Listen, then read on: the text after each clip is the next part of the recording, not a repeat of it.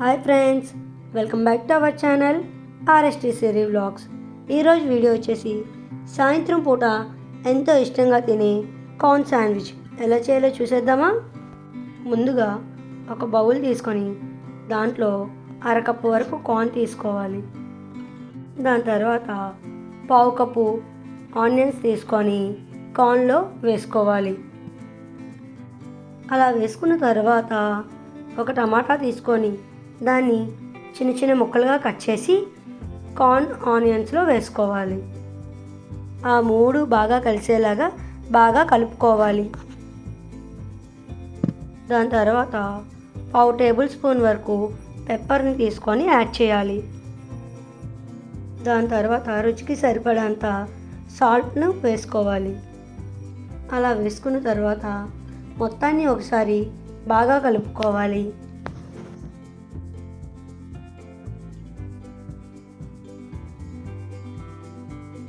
అలా కలుపుకున్న మొత్తంలో పావు కప్పు వరకు చీజ్ని తీసుకోవాలి. అలా చీజ్ కూడా వేసిన తర్వాత మొత్తాన్ని మళ్ళీ ఒకసారి బాగా కలుపుకోవాలి.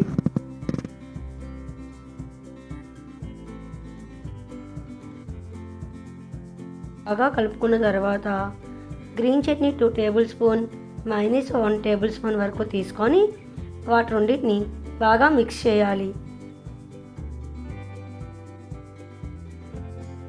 ఒక బ్రెడ్ స్లైస్ తీసుకొని దాని మీద మనకు కావాల్సినంత బటర్ని అప్లై చేసుకొని దాని మీద ముందుగా కలుపుకున్న గ్రీన్ చట్నీని కూడా అప్లై చేసుకోవాలి.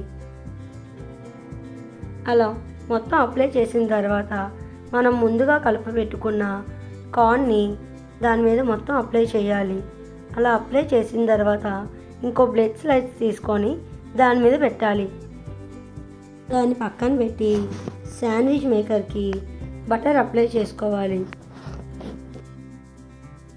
దాని తర్వాత శాండ్విచ్ మేకర్ అనేది హీట్ అవుతూ ఉంటుంది.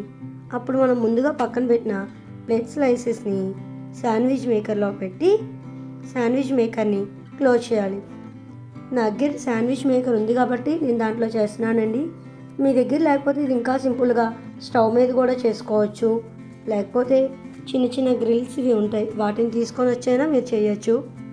చూస్తున్నారు కదండి, ఎంతో టేస్టీ అయిన కార్న్ శాండ్విచ్ రెడీ అయిపోయింది. మీరు కూడా ఒకసారి మీ ఇంట్లో ట్రై చేసి ఎలా వచ్చిందో కామెంట్ రూపంలో మాకు తెలియచేయండి.